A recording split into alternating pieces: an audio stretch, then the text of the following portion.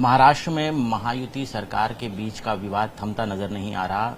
अब फिर एक बार फंड आवंटन को लेकर सामाजिक न्याय विभाग के मंत्री संजय शिरसाट ने कई सारे सवाल खड़े किए हैं, क्योंकि महाराष्ट्र की सबसे लोकप्रिय योजना कही जाने वाली लाडली बहन योजना के लिए इसी सामाजिक न्याय विभाग से लगभग 400 करोड़ रुपए जो है वो डाइवर्ट किए गए हैं। खुद मंत्री हमारे साथ है, उनसे जानने की कोशिश करेंगे। संजय जी, राजनीति तो अलग, लेकिन अगर सामाजिक न्याय विभाग से इस तरह से फंड डाइवर्ट होते हैं, क्या उसकी वैधता है, क्या उसके रूल्स है, नॉर्म्स है, उसके बारे में पहले जानना चाहिए। देखिए, सामाजिक न्याय विभाग और आदिवासी विभाग, ये दो विभाग को बजट के तहत जो परसेंटेज है 8%, 16% ये तरतूद की जाती है और उतना निधि देना सरकार को बंधनकारक है और उसमें कोई कटौती नहीं कर सकते।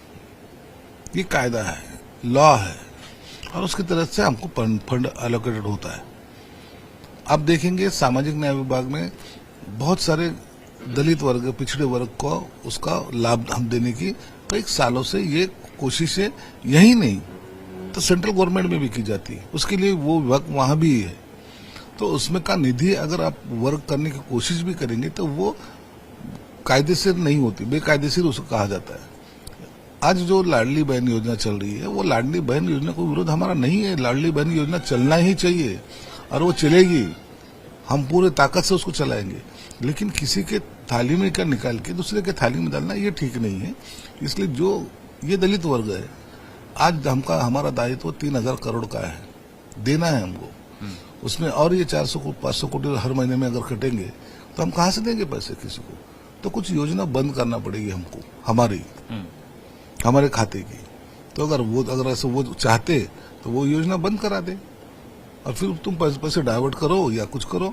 लेकिन इसको अगर किसी ने चैलेंज किया तो आपको उसका जवाब देना पड़ेगा। लेकिन वित्त मंत्री अजीत पवार तो कह रहे हैं कि वही जो SC और ST कैटेगरी की बहनाएं हैं जो कि पात्र है, उन्हीं को तो पैसे दिए, तो इसमें गलत क्या है? ये कभी भी हम कैटेगरी नहीं निकाल सकते, तो दो, उसकी यादी दे दो, हम हमारे डिपार्टमेंट के थ्रू उनको पैसे दे देते। ऐसी लाडली बहन योजना में कौन से जात की कौन है ऐसा नहीं देखा जाता। हर समाज के लोगों को यह निधि दिया गया है। लाडली बहन योजना जात के तहत नहीं बनी। मुस्लिम महिला भी है, मराठा महिला है, ब्राह्मण महिला है, सभी जात के सबकी इन्वॉल्व है। तुम ऐसा उसको बाइफर्केशन कैसा कर सकते हो? इसलिए ऐसा ये बातें करना ये गलत है। कुछ अधिकारी फाइनेंस के तो ये भी बता रहे हैं कि प्लानिंग कमीशन की गाइडलाइंस है जिसके तहत इस तरह से फंड डाइवर्जन करना गलत माना जा रहा है। बावजूद उसके अगर ऐसा निर्णय लिया जा रहा है तो क्या सरकार के पास सही मायने में पैसा नहीं है लाडली बहन योजना आगे चालू रखने के लिए? पैसे कमतरता जरूर है। इसका मतलब ये नहीं होता कि जो नॉर्म्स में नहीं है उससे भी पैसे निकाला जाए। उसके लिए आप लोन निकालो, कुछ भी करो, लेकिन इसमें से पैसे आप नहीं ले सकते। ये मैं बार बार कह रहा हूं और ये समझ सकते हो। लेकिन फाइनेंस डिपार्टमेंट में जो अधिकारी है वो चाहते हैं कि नहीं, कुछ नहीं होता, निकाल लो। अरे इसका परिणाम क्या होगा? आज हम स्कॉलरशिप के पैसे टाइम पे नहीं पहुंचाते, हम खाने के पैसे टाइम पे नहीं देते, उनका जो भी योजना है उनके पैसे नहीं देते। हर बच्चों का हमको कंप्लेंट रहती, साहब हमारे इसमें पैसे नहीं आए, हमको ये नहीं मिला, हमको वो नहीं मिला। अगर ऐसे पैसे कट हो गए तो उन्होंने तो भूखे मरना है, वो मैं नहीं चाहता। इसी दलित OBC समाज के चलते महायुति की सरकार फिर एक बार चुनकर आई है। ऐसे में अगर इन्हीं दलित पिछड़े वर्ग के पैसे अगर काटे जाएंगे तो क्या एक गलत मैसेज नहीं जाएगा महायुति के लिए? डैमेजिंग नहीं है? वही तो मैं कह रहा हूँ, मुझे अच्छा काम करने दो। क्यों डाइवर्सन दिखा रहा हो? क्यों लोगों को ऐसा लगने लगा है कि भाई हमारे पैसे काटे जा रहे हैं? वो नहीं होना चाहिए ना। तुमको पैसे जमा करने के लिए बहुत सारी जगह है। बाकी कोई भी डिपार्टमेंट के पैसे अगर अपन डाइवर्ट करते हो तो कोई उसके ऊपर ऑब्जेक्शन नहीं ले सकता, लेकिन ये पैसे कट करना कायदेशीर गलत है।